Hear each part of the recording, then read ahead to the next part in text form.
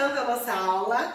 Para nós terminarmos o tema de hoje, vou deixar um tempinho aí para a execução da atividade 3, um exercício que fala um pouquinho sobre o ramo do setor terciário, só que com uma outra vertente, que é, inclusive, uma maneira de prestação de serviço dentro desse setor, conhecida como terceirização. Quando nós falamos terceirização, tomem cuidado para não confundir com o setor da economia, que chama-se terciário. Terceirização é um processo trabalhista onde há possibilidade de uma empresa contar com uma mão de obra que não necessariamente seja contratada pela própria empresa, e sim por uma prestadora de serviço. Por que existe a terceirização da economia? Quando se pensa em terceirizar uma atividade, está se pensando nas possibilidades que as empresas vão adquirir de reduzir custos.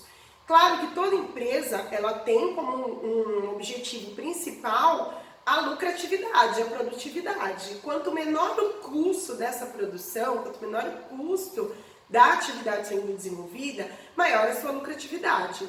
Então, essa tendência à terceirização, ela vai de encontro com as demandas que as empresas tentam arrumar, que podem ser de outros níveis, inclusive, para a redução de custos e elevação da produtividade, ou ainda para tornar-se mais competitiva no mercado, porque com um processo produtivo com custo inferior, você reduz o preço do seu produto final, logo torna-se mais competitivo. Então, essa tendência à terceirização, ela traz algumas críticas, inclusive por algumas empresas precarizarem a condição de trabalho, como grandes empresas têxteis do Brasil, contratarem prestadores de serviços que têm como base um trabalho análogo, um trabalho de semi-escravidão.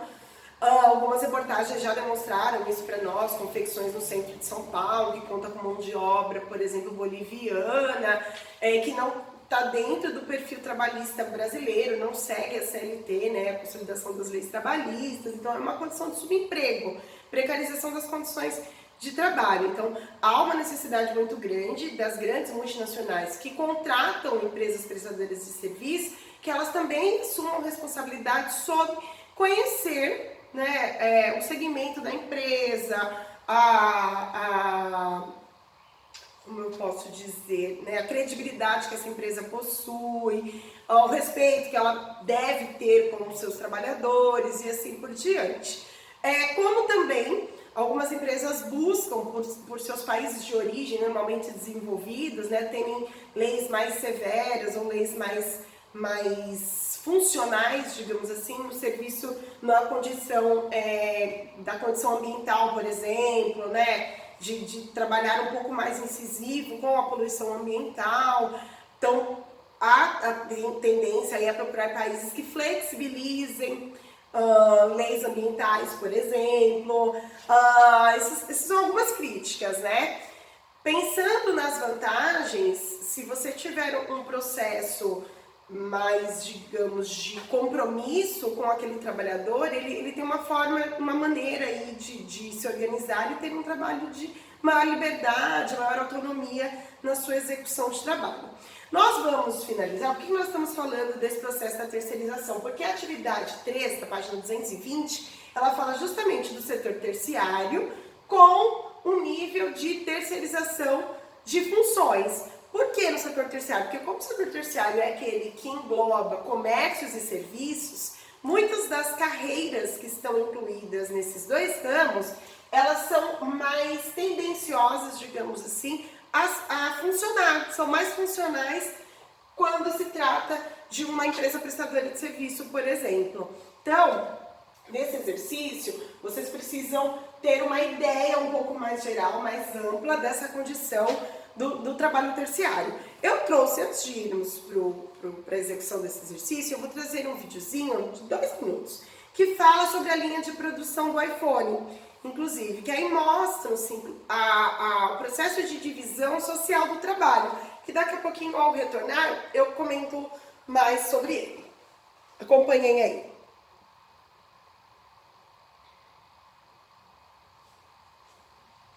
Como a produção do iPhone explica a globalização? Uma das principais características da globalização é o envolvimento de trabalhadores de vários países no processo de fabricação de um produto. Em busca de vantagens competitivas, as multinacionais sediadas nos países desenvolvidos distribuem as etapas da cadeia de produção por diversas partes do planeta. Para entender melhor como este processo funciona, vamos ver como é fabricado o iPhone. O smartphone da Apple foi desenvolvido na Califórnia, nos Estados Unidos. Na sede da empresa trabalham profissionais como engenheiros, designers e programadores, responsáveis pelo projeto e aprimoramento do produto. A operação de criação do iPhone está toda concentrada nos Estados Unidos, mas o smartphone é feito com matérias-primas obtidas em outros países, principalmente na África. Componentes minerais como tântalo, tungstênio e estanho são extraídos de nações pobres, como a República Democrática do Congo. Essas matérias-primas são utilizadas para fabricar os diversos componentes que fazem parte do iPhone, como processadores, telas, câmeras e bateria. Mas a produção desses componentes é feita longe da África, em países como Alemanha, China, Taiwan, Coreia do Sul e Singapura. Já o processo de montagem do iPhone, etapa em que todos esses componentes são integrados ao smartphone, é concentrado na empresa Foxconn na China. Mas por que a Apple prefere montar o iPhone na China e não nos Estados Unidos? A principal razão é que os chineses dispõem de mão de obra mais barata e uma legislação trabalhista que permite jornadas de trabalho mais extensas. Isso diminui consideravelmente os custos de produção do smartphone. Após ser montado, testado e embalado na China, o iPhone está pronto para ser enviado aos pontos de distribuição em todo o mundo. Esta última etapa fecha um complexo ciclo de produção típico do mundo globalizado. O processo envolve trabalhadores com baixa remuneração em diversas partes do planeta, cria menos empregos no país onde está sediada a multinacional e potencializa o faturamento da empresa que desenvolveu o produto.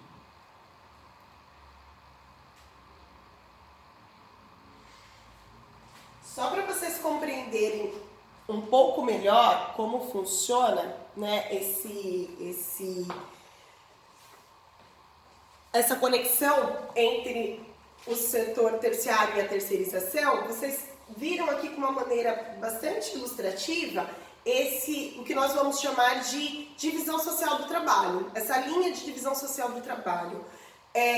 Quando você tem categorias de países desenvolvidos e subdesenvolvidos, a gente identifica que nos países desenvolvidos estarão aí profissionais com alto grau de qualificação. E se tratando especialmente da linha do iPhone, no Vale do Silício da Califórnia, por exemplo, que é onde está a empresa matriz, né, a sediadora, a Apple, lá estarão os projetistas, os engenheiros, os publicitários, todo o pessoal responsável pelo designer, o ramo de desenvolvimento tecnológico, ou seja, os trabalhadores com maior grau de qualificação.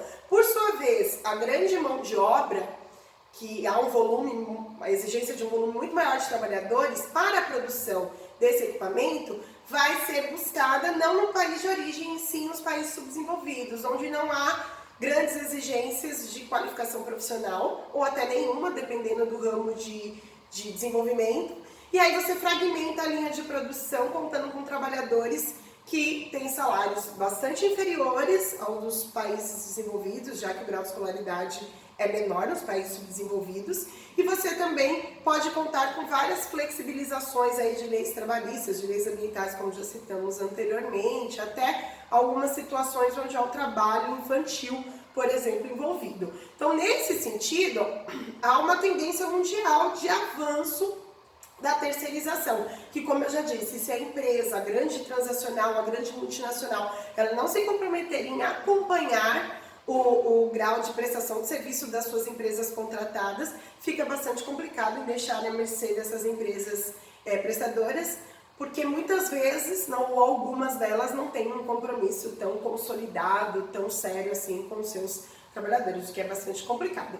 E com esse avanço da globalização, né, com essa tendência mundial de terceirização, nós vamos também identificar conflitos culturais, como é o caso desse exercício 3 que que a Pro vai orientar agora para vocês. Aqui na atividade 3, o seriado norte-americano Outsource, terceirizados, né, a tradução, exibido pela emissora estadunidense NBC, tem roteiro centrado no gerente de uma companhia de vendas que é transferido para o call center terceirizado na Índia.